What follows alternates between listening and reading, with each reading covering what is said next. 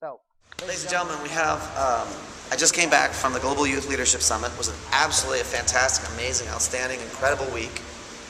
If you, ladies and gentlemen, when you are 14 to 17 years old, have any interest at all in leadership or being successful in life, you need to go to this thing.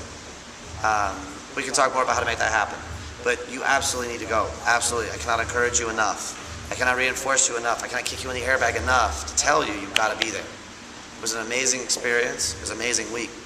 There's a lot of things that we learned out of it, and I'm still processing a whole bunch of stuff. It'll take me a couple of days to finish getting through everything.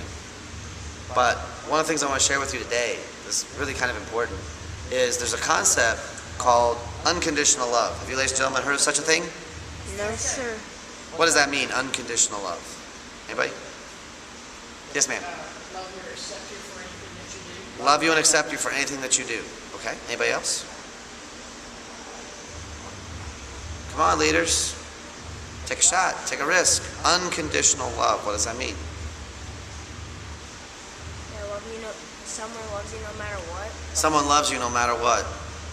Even if you throw up on them, they still love you? Yes. Okay. Even if you accidentally set something on fire that was really important to them, they still love you? Yes, sir. Even if you forget their birthday, they still love you? Yes, sir. Even if you hurt other people, they still love you? Yes, sir. So we have this idea of unconditional love. Now sometimes, gentlemen, eyes over here, sometimes people love you. Do they always communicate and offer it to you in a way that makes sense to you? No, sir. Yes, sir, or no, sir? I had one answer. No, sir. Right. Sometimes, remember we talked about the languages, the love languages last month in our leadership class? Right? Sometimes people, they speak a different language. You might be words. You say, hey, I really appreciate it. It meant so much to me that you did this and did that. I was so impressed. I was so happy. It made me feel so... You're like, yeah, you say all the right stuff, but you never take me anywhere. You never do anything with me. Does that suggest to you maybe a way that they receive love is different than the way that you offer love? Does that make sense? So it's important you get the pegs to line up. You get the pegs to connect. So if it's this way, doink, doink, doink, doink, doink, doink, doesn't work so good. But if it's this way, oh look, it fits. So if I'm trying to put two pieces together, boink, boink, boink, boink, boink, boink, but oh, hey, it gels. So what if everybody in your life loves you unconditionally, but they offer it to you in a conditional way? They offer it in a less than everything. They love you with everything, but they offer it to you, or they communicate it to you less than everything. Does that make sense? So I was at this conference. It's for 14-year-olds and 17-year-olds. Do you think they have the most amazing and perfect and just overjoyous, love-filled relationship with their parents? Of course not. They're teenagers. Stop telling me what to do. Get off my back. Stop. Just leave me alone. Right? Not only do we have regular teenage stuff, one of the examples was we had a family and the dad is basically verbally abusive. He's always tearing down his sons. Oh, you did this. Oh, look what you did. That's so stupid. You always do stupid things like that. Why do you keep doing stupid things? Now, do you think that dad hates his kids?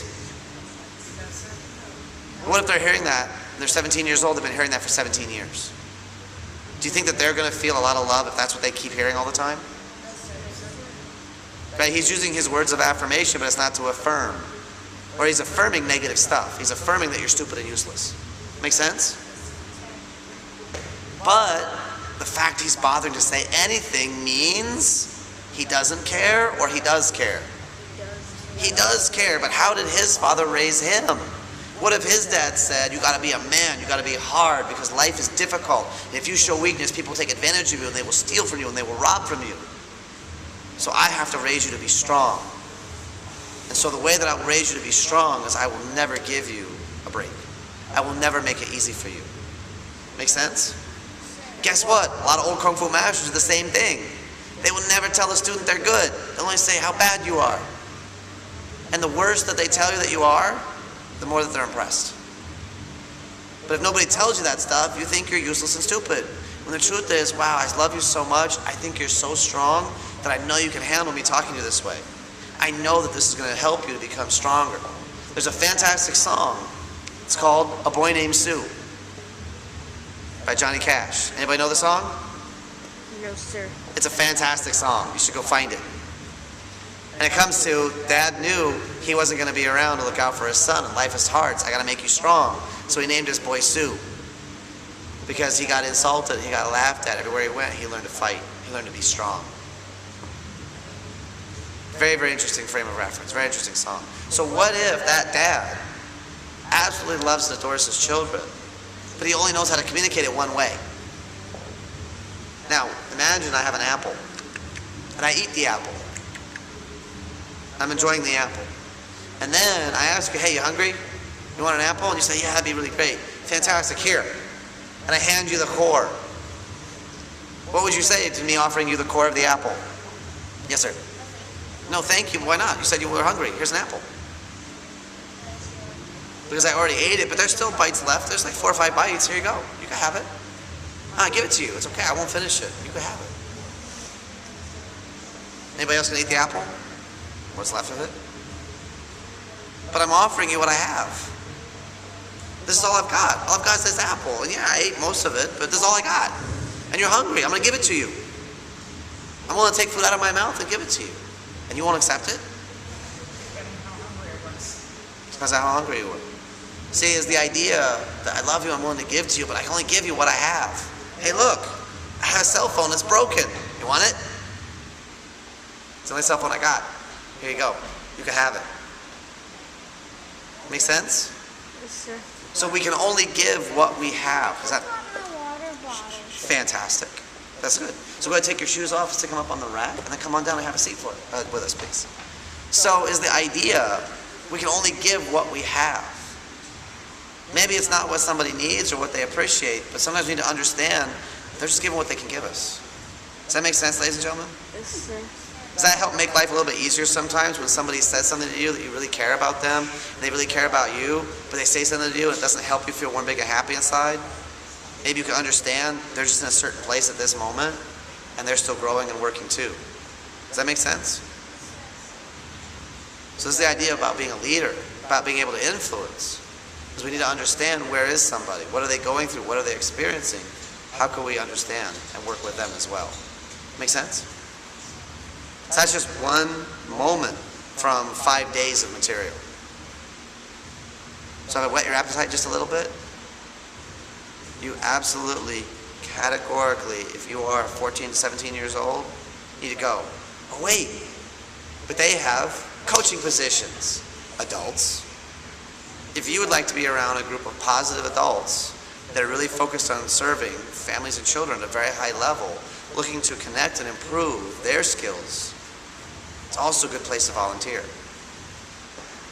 I was there for 5 days. I am definitely going back. I made some really amazing connections, some just beautiful souls. Doesn't matter how old they are. Some fantastic people. Gentlemen, can I have everybody's eyes over here? Thank you, sir.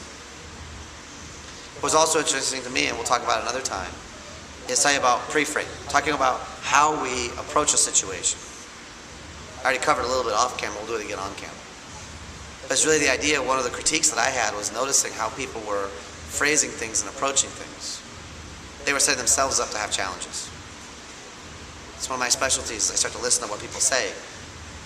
I actually pointed out, boys, girls, guys, ladies, gentlemen, to a 16-year-old and a 20-year-old. And they went, ooh. And the rest of the night, as we were moving the ladies and gentlemen back, they were noticing when they were saying guys. Because he was like, oh, I did it again. Because he realized it mattered to him that he connected with people. That's a leader. Because the idea of being a leader, the ability to influence, you cannot influence if you have no rapport. You've got to build that relationship. We'll talk about more of that later. So you come back, watch more videos, okay? See you ladies and gentlemen later. But for you ladies and gentlemen, something to think about. Everybody stroke your Fu Manchu. Everyone say, cock. Can you raise one eyebrow? Can you cock it up there? Everyone say, something to think about. Something to think about. Stroke your Fu Manchu. Say something to think about. Something to think about. Fantastic. All right, ladies and gentlemen, I'll see you when I see you. And go ahead, kill Hollywood.